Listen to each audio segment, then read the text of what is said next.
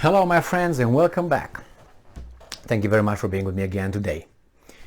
We have more money to give to Ukraine, but it's not that we give money, is we give money to the arms manufacturing companies and they will give weapons to Ukraine.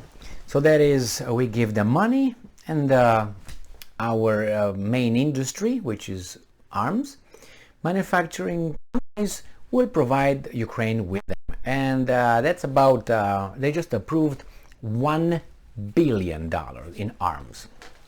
Little, how they say, little aid. So this article comes, and not only that, we got some more in other, I have two articles actually, this one from The Hill and the other one where it says that US authorizes largest yet military package to Ukraine. That's from Politico. So let's go with the first one, The Hill. Pentagon announces additional $1 billion in lethal aid to Ukraine. August 8, 2022. The United States has green-lighted the largest military assistance package to Ukraine thus far, preparing to send $1 billion in ammunition for advanced rocket systems, vehicles and explosives to help the country beat back the Russian invasion. The new assistance package will include ammunition for HIMARS, high mobility artillery rocket systems, as well as 75,000 rounds of 155 millimeter artillery ammunition and 50 armored medical treatment vehicles, according to the Pentagon statement released on Monday. And I'm quoting, "It is the largest single drawdown of US arms and equipment utilizing the authority, and this package provides a significant amount of additional ammunition, weapons and equipment, the types of which the Ukraine people are using so effectively to defend their country," end quote, according to the statement.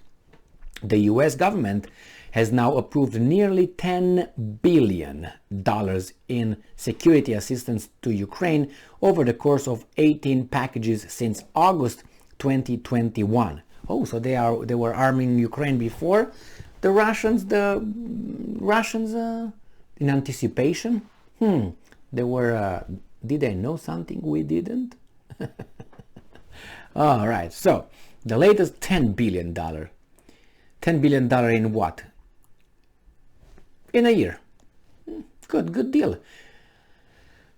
Profiteers, always. The largest weapons tranche coincides with a newly announced, that's the second article that I was talking about, $4.5 billion in humanitarian aid to the Ukrainian government. The Treasury Department announced Monday that funding will be given to Ukrainian batches, beginning with $3 billion this disbursement this month. So $3 billion this month, the first tranche. The administration has periodically released assistance to the Ukrainians since Russia launched its attack in late February. The last military assistance package, totaling $550 million, was announced August 1st and included ammunition for HIMARS, a rocket system that allows Ukrainian forces to strike targets from longer distances.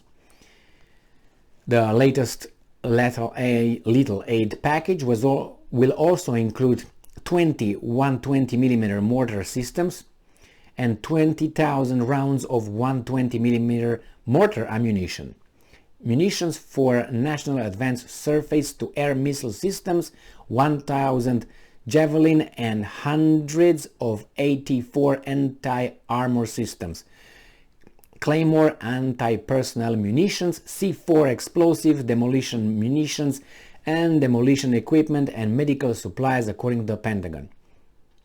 That's a war. These guys are arming. So what are the Ukrainians doing? Just using these things. All right.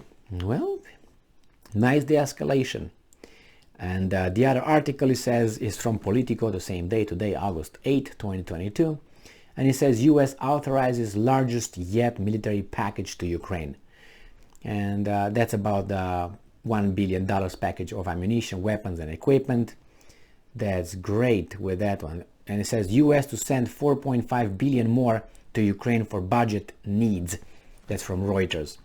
And it says here the United States will provide an additional 4.5 billion to Ukraine's government, bringing its total budgetary support since Russia's February invasion to 8.5 billion. The funding coordinates with the U.S. Treasury Department through the World Bank, will go to the Ukrainian government in tranches, beginning with 3 billion disbursement in August. Yeah, that's good, because we have it. And if we have it, why not, right?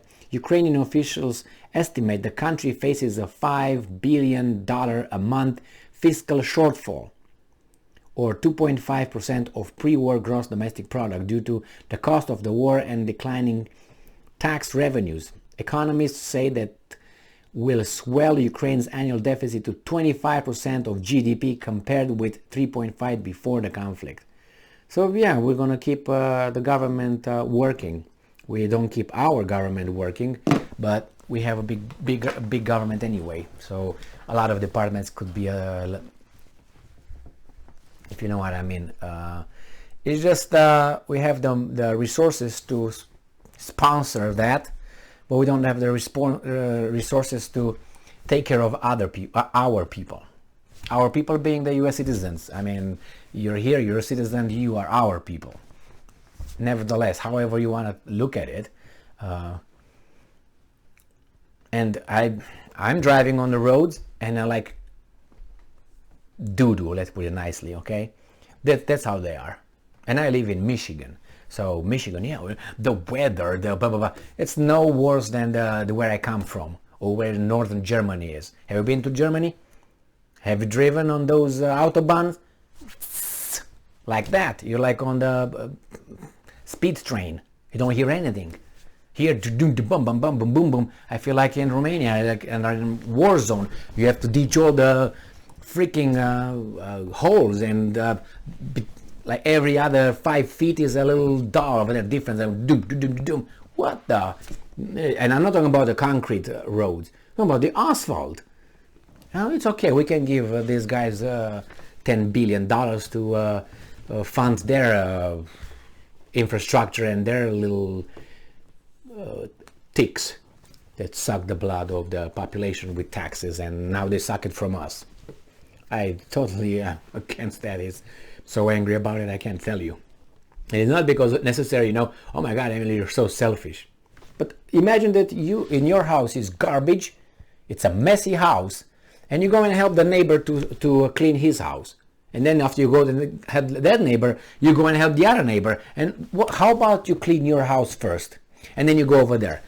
And you can say, well, you'll never be, satisfied with your cleanliness of your house. So what? I produce for myself. That's the first interest here. I work for this. I don't work for the neighbor. Is the neighbor working for me? With what? Dying because he got in a scuffle with his neighbor because you know what I mean? So nobody asks anything. They just send money there. And the money with the World Bank, where's that money coming from?